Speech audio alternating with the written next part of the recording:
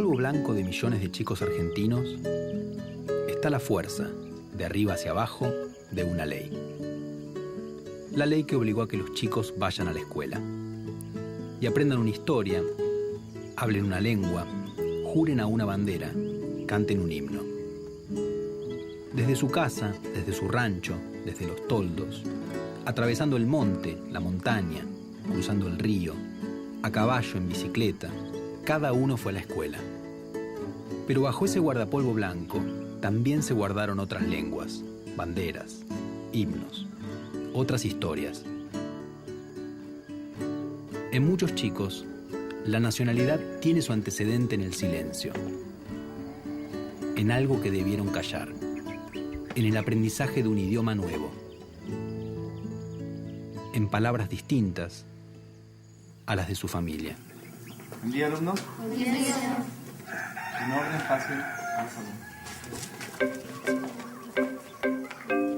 El 12 de octubre de 1492, Cristóbal Colón, un marino genovés al servicio de la corona española, arribó al continente que sería llamado más tarde América.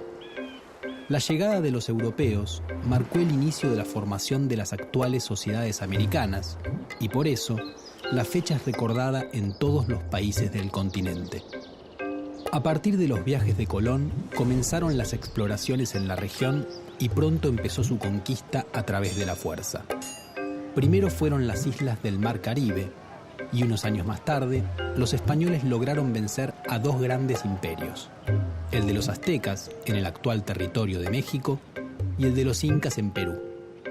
Lo consiguieron aprovechando la sorpresa que generó su llegada, usando a su favor los conflictos entre los indígenas, en particular el resentimiento de los pueblos oprimidos por los aztecas y los incas, y en algunos lugares por un fenómeno inesperado.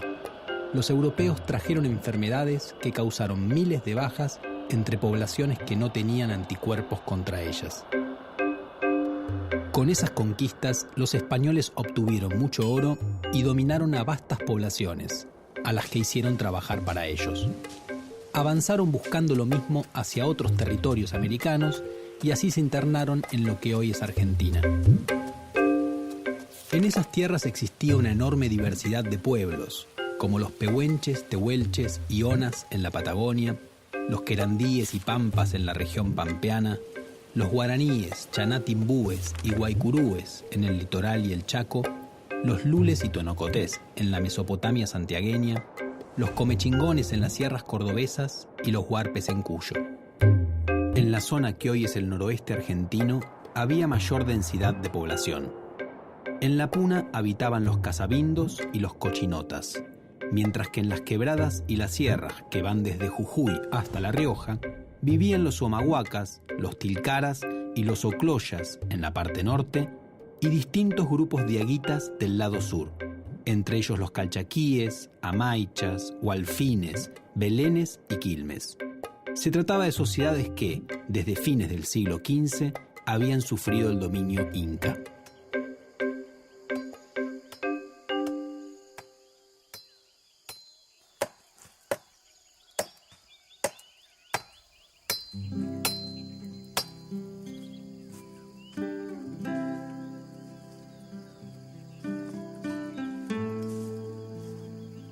Ser wichí es simple nada más, porque wichí significa gente, es persona, ¿no? Es persona, humana. Y se transmite de una manera sencilla,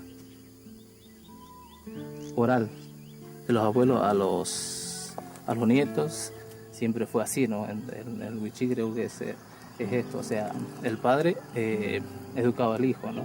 Y la madre a la hija. El wichí vive en el momento, ¿no? Como te dije, buscar ir al río y comer el día, ¿no?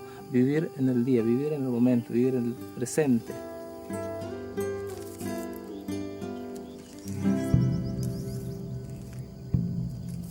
La conquista del territorio que hoy es argentino fue lenta y complicada para los españoles.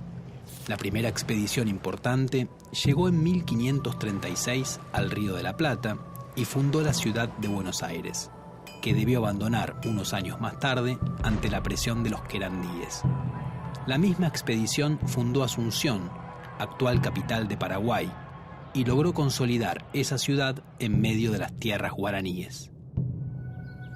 El noroeste de la actual Argentina, región a la que se llamó Tucumán, fue invadido a partir de 1543 por españoles que no habían obtenido lo que querían en la conquista del Perú, o que se habían tenido que ir de allí por enfrentamientos con otros españoles. Sus progresos en el Tucumán fueron lentos, porque encontraron una fuerte resistencia indígena y porque hubo conflictos entre los mismos españoles. Los conquistadores fueron apoyados por algunos grupos indígenas, a los que llamaron indios amigos. En general, los grupos nativos que anteriormente habían sido aliados de los incas colaboraron con los españoles y los ayudaron a combatir contra otras comunidades indígenas con las que ya venían luchando desde antes.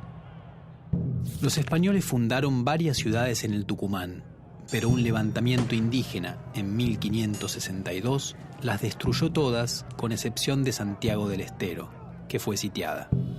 El levantamiento fue sofocado y en las décadas de 1570 y 1580 los españoles fundaron otras ciudades y consolidaron su poder sobre el litoral y el Tucumán. Sin embargo, allí la resistencia indígena se mantuvo durante mucho tiempo, en particular en los valles calchaquíes.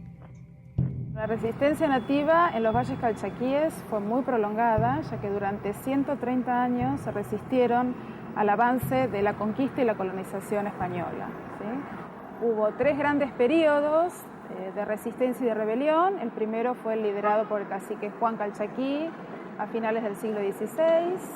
Luego, en el siglo XVII, tenemos 2 procesos. Uno es una rebelión liderada por varios caciques, en las cuales el cacique Chalemín fue uno de los más importantes y se extendió entre 1630 y 1643. Y finalmente la rebelión liderada por un español, Pedro Borques. Con el fracaso de esta última rebelión fue que